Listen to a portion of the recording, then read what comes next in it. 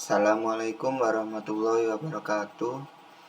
Di sini saya atas nama Bintang Sandi Haji dengan NBI 148240036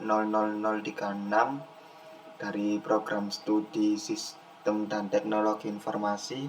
Di sini saya akan menjelaskan beberapa soal yang ada di ETS mata kuliah Desain Jaringan dan Komunikasi Data. Baik, selanjutnya langsung masuk ke dalam soalnya. Yang pertama yaitu ada soal arsitektur jaringan. Di sini yaitu terdapat pertanyaan, jelaskan fungsi setiap layer pada sistem arsitektur jaringan OSI layer model. Model OSI atau Open System Interconnection dikembangkan oleh ISO International Organization for Standardization pada tahun 1984 sebagai kerangka acuan yang menggambarkan bagaimana sistem jaringan berkomunikasi dan bertukar data secara terstandar menurut Forousan 2022. Model ini terdiri atas 7 lapisan layer, di mana setiap lapisan memiliki fungsi dan tanggung jawab tersendiri. Tujuan utama OSI adalah untuk menstandarkan komunikasi antar perangkat jaringan dan memudahkan troubleshooting serta pengembangan teknologi jaringan. Selanjutnya, model-model dari OSI layer tersebut terdapat 7 model. Yang pertama yaitu physical layer, yang kedua data link layer, yang ketiga network layer, yang keempat ada transport layer, dan yang kelima ada session layer, 6 ada presentation layer, 7 ada application layer. Yang dimaksud dengan physical layer yaitu lapisan ini merupakan lapisan terbawah dari model OSI yang berfungsi untuk mentransmisikan bit data mentah melalui media fisik seperti kabel, gelombang radio, atau fiber optik. Menurut Kurose dan Rose 2021, fungsi utamanya yaitu mentransfer bit 0 dan 1 antar perangkat. Perangkat yang bekerja yaitu ada kabel UDP, konektor RJ45, hub, repeater, dan NIC atau Network Interface Card. Protokol atau standarnya yaitu Ethernet, IEEE 8023 RS-232. Contoh saat data dikirim dari komputer ke switch melalui kabel LAN, lapisan ini mengatur bentuk sinyal listrik atau cahaya dari data tersebut. Selanjutnya ada data link layer. Lapisan ini bertanggung jawab atas pengiriman data dari satu node ke node lain di dalam satu jaringan lokal atau LAN, serta mendeteksi kesalahan transmisi data. Menurut Stallings 2020, lapisan ini juga mengatur framing, addressing, dan error detection. Fungsi utamanya yaitu membuat frame, mengatur alamat fisik atau biasa yang disebut dengan MAC address, dan mengoreksi error. Perangkat yang bekerja ada switch dan bridge.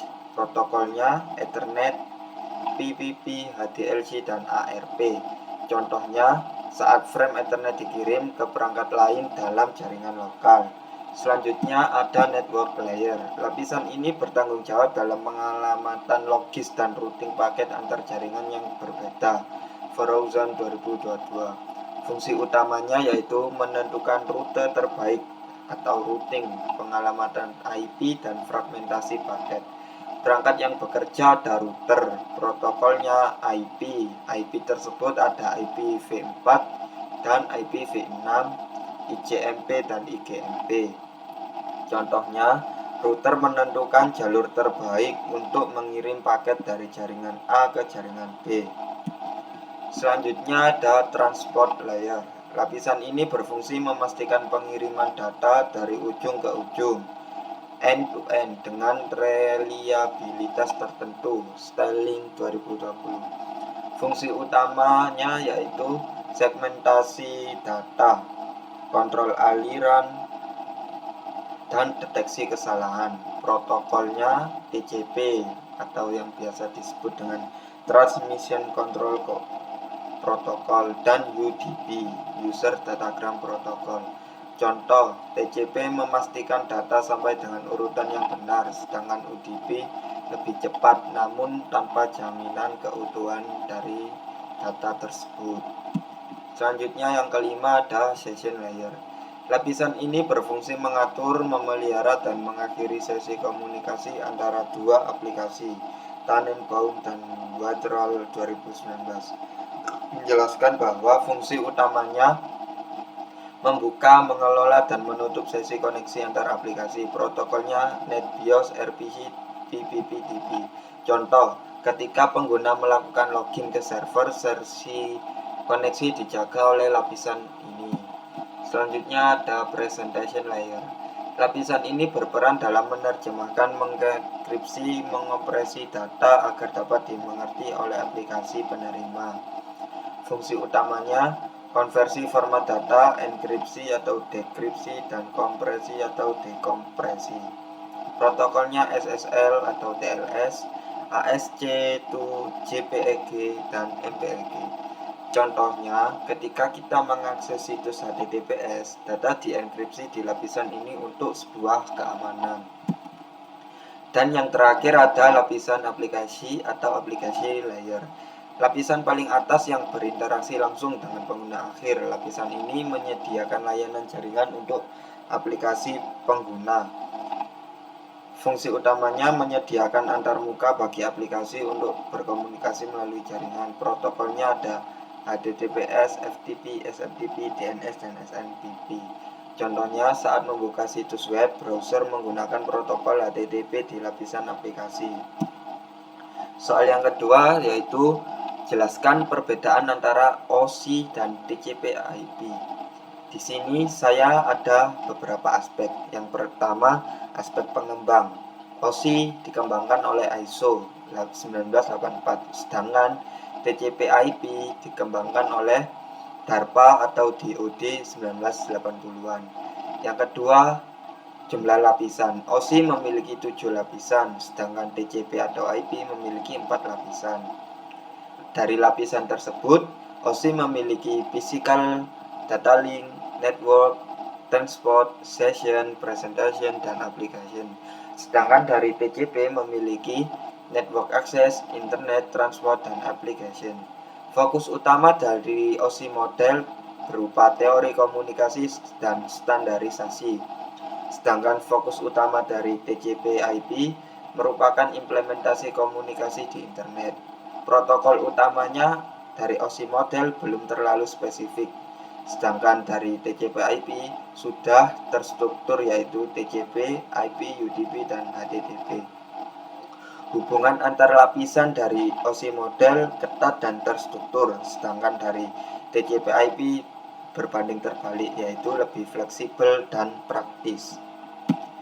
Dan yang ketiga dari soal arsitektur jaringan ini, jika diharuskan memilih antara OSI dan TCP/IP, model mana yang kalian pilih? Jelaskan alasannya. Berdasarkan dari saya sendiri, saya akan memiliki model TCP/IP. Saya memiliki sebuah alasan mengapa saya memilih ini. Alasannya yaitu karena digunakan secara luas dalam jaringan internet global.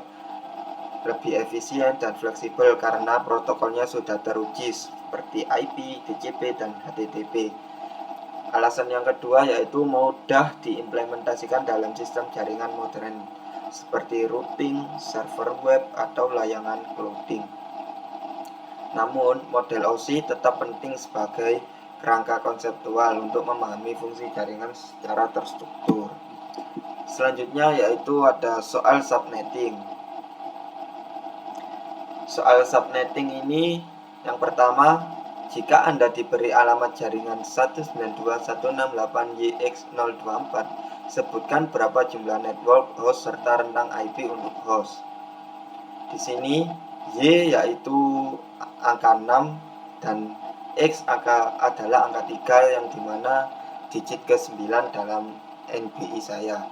Alamat IP-nya 192.168.63.0/24.